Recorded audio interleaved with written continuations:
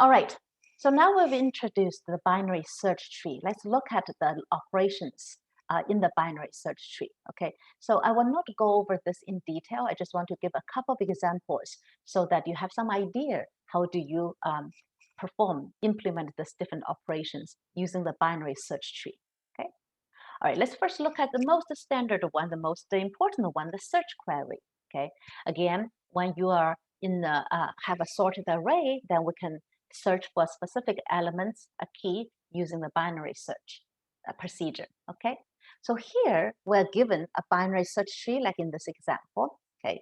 You can think of the binary search tree to be that I'm basically storing all these numbers in a smart way, okay? And the smart way is basically that I know the following. I know for every number at a node, every node, the number stored here is bigger than every one in the left and is smaller than or equal to every one in the right. Okay, so I have this nice property, okay? And now, in this case, with this property, how do we do a search? Let's say that I want to, a tree search is basically given a tree node X, okay, and a query key. What we like to do is that we want to search whether this key, the query key, is in the subtree rooted at X or not, okay? If it is in, then we return that node that containing the key. If it's not, we return null, okay? All right, so for example, if I give you tree search, this is, let's say this is the root is the node X. So if I want to perform a tree search of X with looking for the key 8, that means that I'm checking is the key 8 stored in this tree rooted at X, okay? And in this case, what do I do? So we start with this tree node, and I'm looking for, I first check the number here, and this is not 8, so we haven't found it yet. Now the question is that, where do I go? Do I go to left or do I go to the right side to look for 8? Okay, now you don't yet know what's in these two subtrees. However, you know that the number we're looking for, 8, is bigger than the number 6 stored here. What does it mean?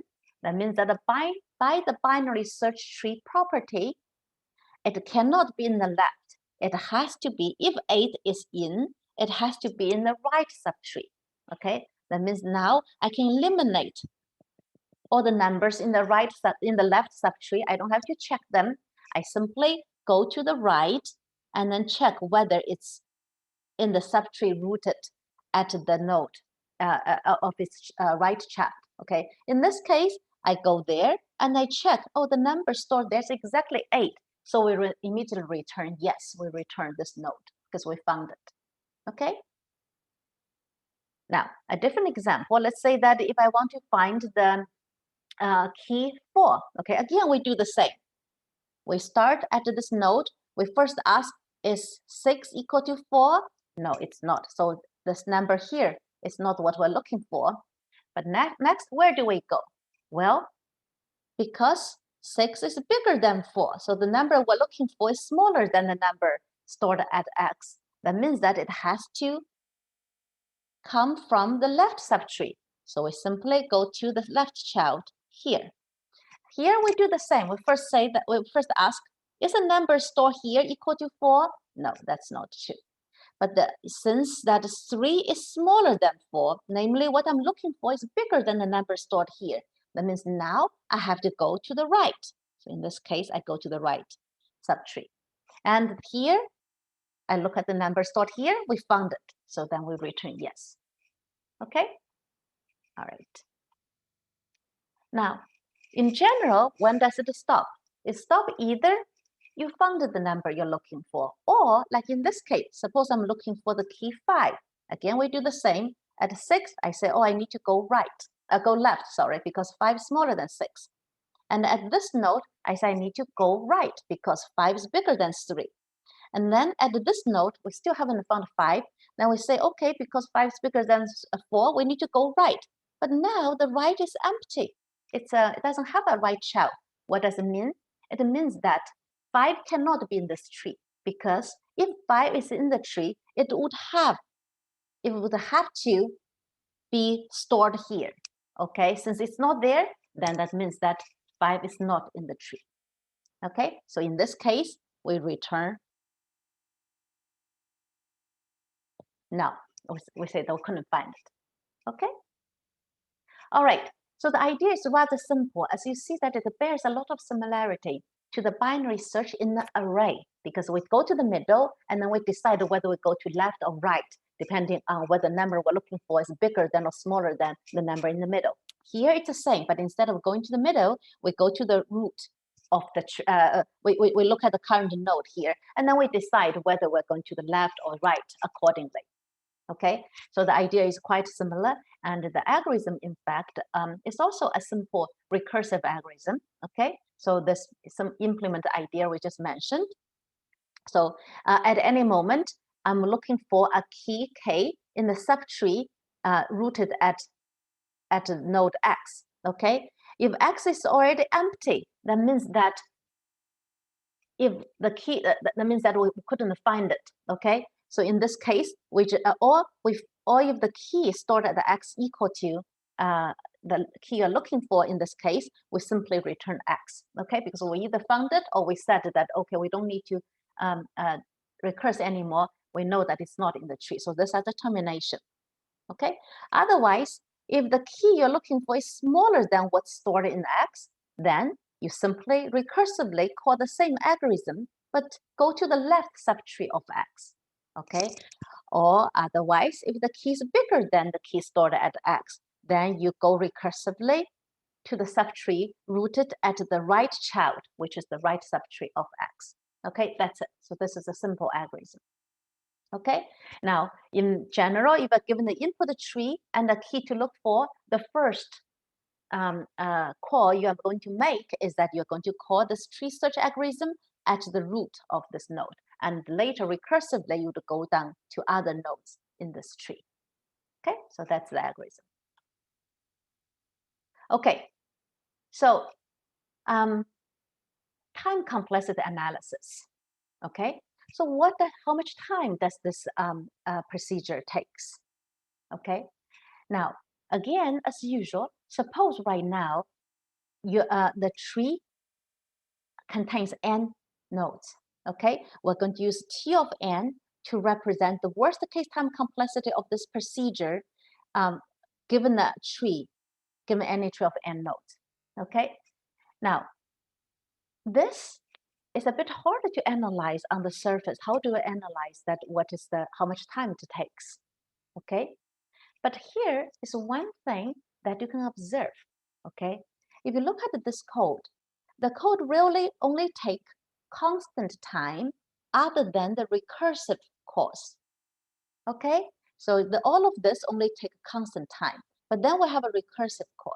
So the total time complexity as such depends on how many recursive calls you're going to have. Okay, so that's the first observation. Okay, so we want to bound total number of recursive calls. The second observation is that how many recursive calls can we make? Well, we start at the root of the tree.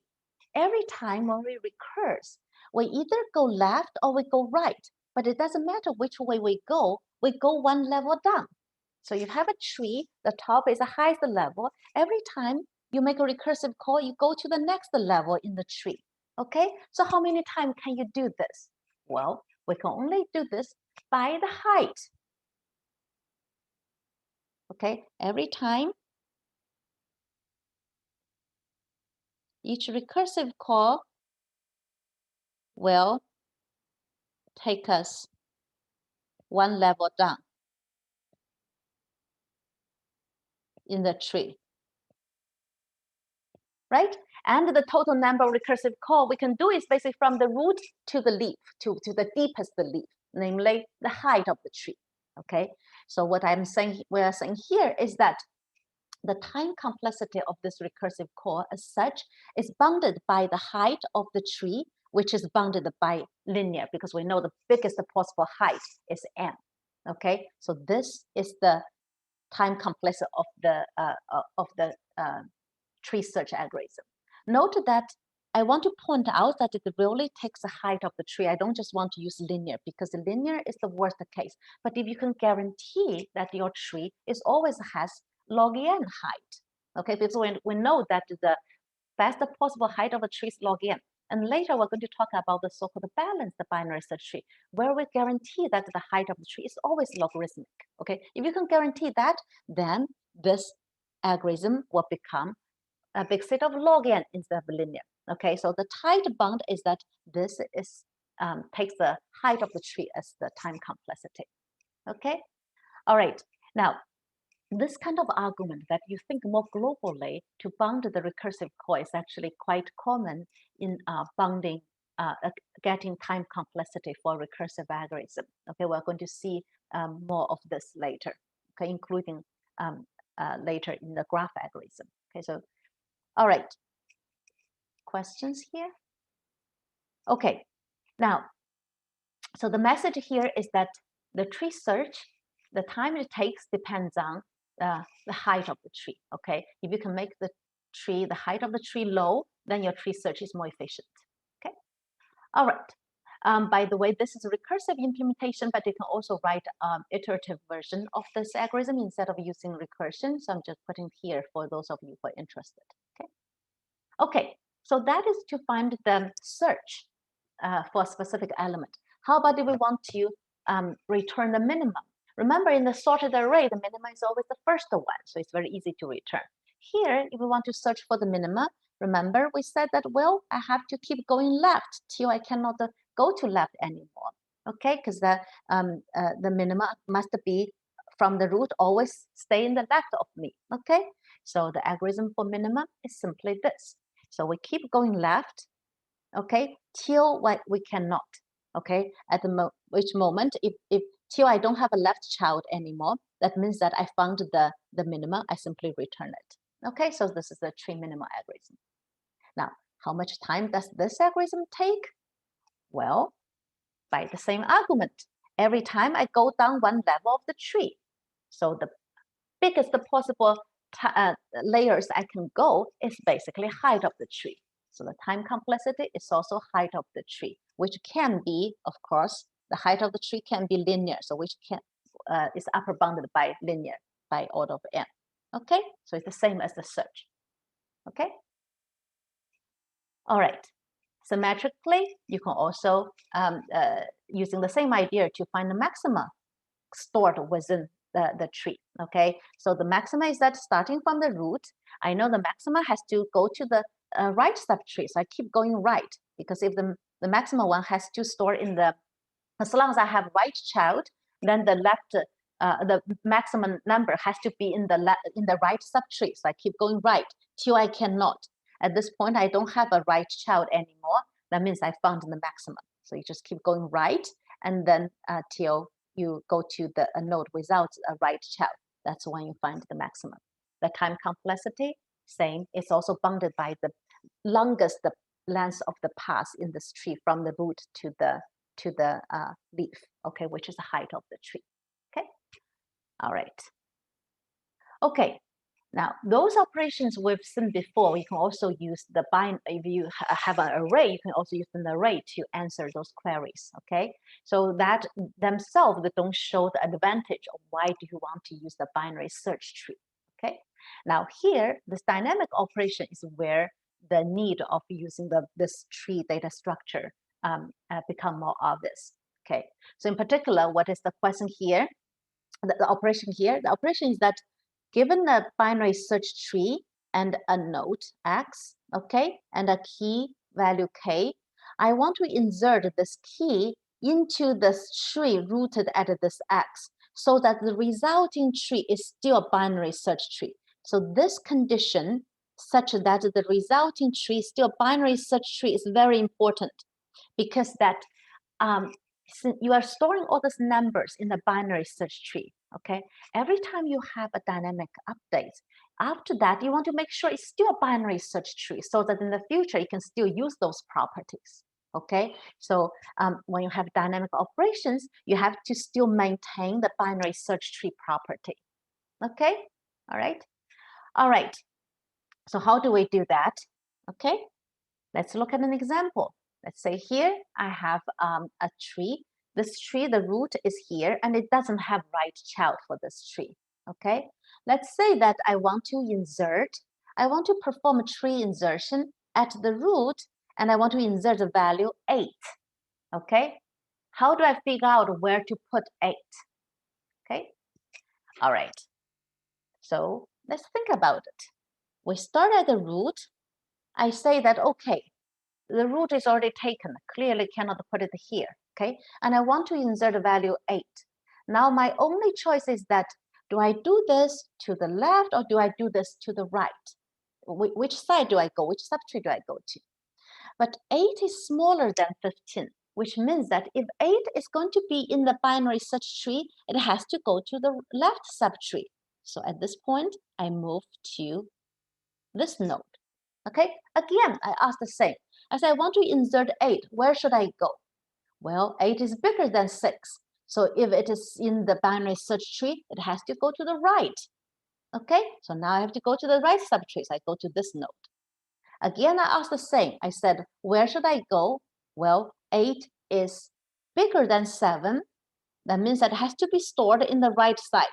We still haven't found where to put 8, but I know it has to go to the right subtree. So I go to the right child. And at this node, 8 is smaller than 13. That means that if 8 is in, I have to go to the left child, so which is 9. Okay. Now at 9, I said, where should I go? I said, okay, if 8 is in the tree, it has to go to the right, the left subtree of 9. But now the left subtree of 9 is there's nobody there. It's null, which means that, okay, we finally find the location where we could put 8 as the left child of 9. Okay, so this is the procedure we went through. Okay, okay. In fact, let's look at another example. Let's say that I want to insert now the value 6.5. Okay, okay. We come here, we said that, okay, 6.5 is smaller than 15, so I should go to the left child. But 6.5 is bigger than 6, so I go to the right child. Now 6.5 is smaller than 7. That means that if 6.5 is in the tree, I have to go to the left. But left now, I don't have any left child. That means good. I found a slot for 6.5. I simply add 6.5 here. Okay? Okay. Now, one last example. Let's say that I want to find, let's say I want to find a tree, oops. I want to find a tree insert 20. Okay, so I want to insert 20 here. 20 is bigger than 15. That means that I should go to the right side. Okay, but I don't have a right child. That means great. I immediately find a slot for 20 and I simply insert it there. Okay, so that's the idea. Now, note that in all these examples, okay, essentially what are we doing? What we're doing is that we're saying that let's first find that if the number you want to insert is supposed to be in the tree, where should it be? Okay, so you will first find the right spot of this number, and it has to be a free spot. And once you find the location, you insert it there. Okay, so by definition, by the construction, the way we insert this, the resulting tree is still a binary search tree because as we try to look for the position for this new node, we never violated the binary search property. Okay, all the previous nodes already satisfy the binary search property. We just make sure that the new one we insert doesn't violate any, along the way, doesn't violate any binary search property. And that's what guaranteed by this way that to find the position for this node. Okay, and the second thing that you observe is that to find the position of this number that we want to insert, we're following exactly the same procedure as tree search. Okay, the reason is because that you essentially pretend that, oh, if the number is going to be in the tree, where should it be? Okay, so you do a tree search until you find the location, and that location is empty, you insert this one in. Okay, so based on all this observation, it's not surprising that here is the algorithm for tree insert. Okay, so it's not surprising that it's actually very similar to the previous tree search algorithm. But here, instead of using the recursive version, so this part is basically tree search. This is the iterative version.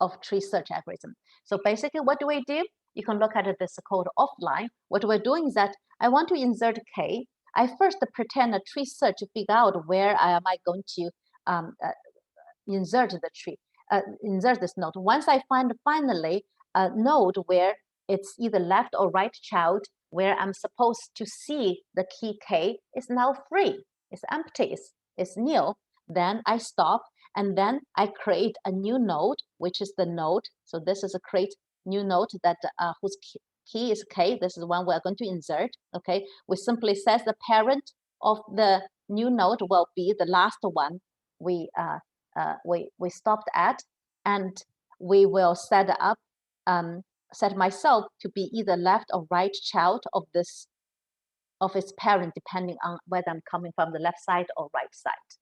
Okay, so whether my key is smaller than the parent or bigger than that. Okay, so in the previous example here, let's say that when we were doing key equal to 6.5, when you run the algorithm, in the end, this would be, you stop and find the node Y in the code is this node.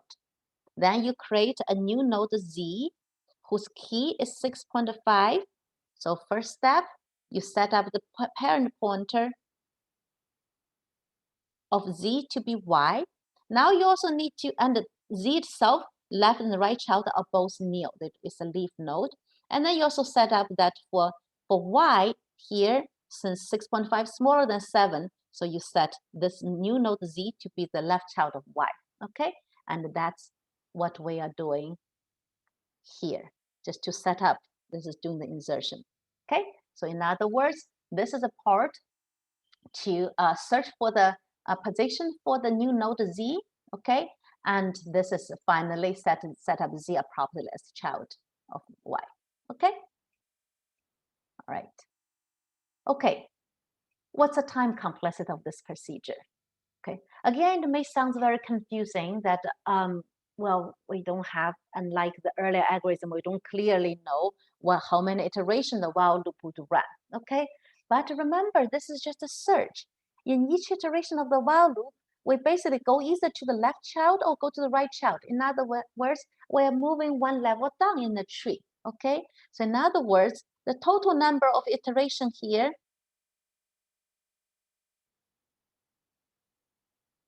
is bounded by the longest length of the longest route to leave path, right? Because I mean, every time I go one level down, so the total number I can do this is at most the longest path, the length of the longest path, which is basically height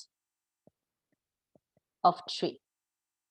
Okay, everything else is constant.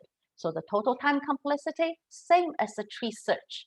Okay, because we're essentially doing a tree search. Okay, it's the basically height of the tree. All right, so again, it's the same as tree search. Okay, all of this have the same time asymptotic time complexity.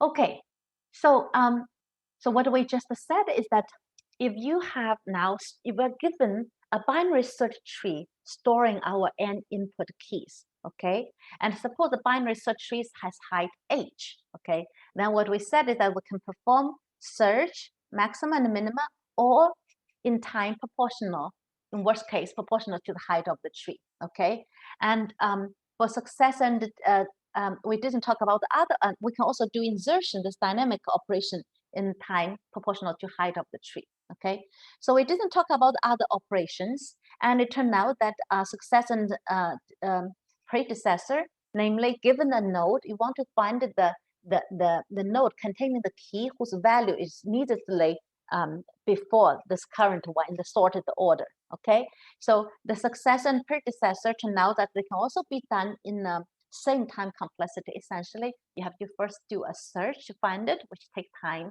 which is order of age. And once you find it, you just need to, again, traverse the tree along certain paths. Okay, so total time is still bounded by age. Okay, now we talk about the insertion. Deletion is very similar to insertion. To delete a node, you first have to find it. Okay, now the tricky part is that once you delete this node, so you have a tree here.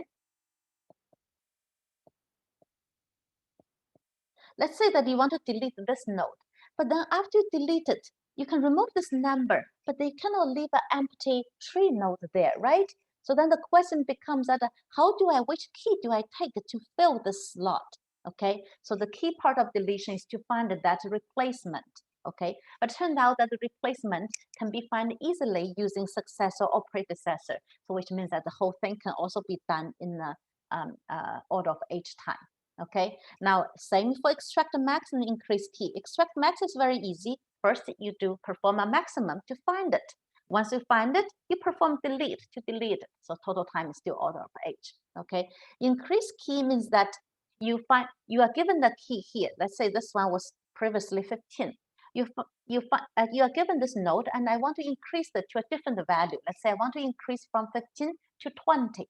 Okay, so you can of course update this to 20, but you have to be careful because once you do this update, this binary search property may not hold. Let's say this node was 19. Now this is 20. Now it's bigger than this right child now. So then you have to adjust it. Okay, but it turned out that this can also be done by following a specific path in the tree. So all of this can be done in time complexity, which is proportional to the height of the tree. Note that the height of tree is at most m. So that means that all of this can be done clearly in linear time. Now, I didn't want to write this linear time here because that depends on if you have a way to make sure the height of a tree is always low, then you don't need linear time. Okay, what do I mean by that?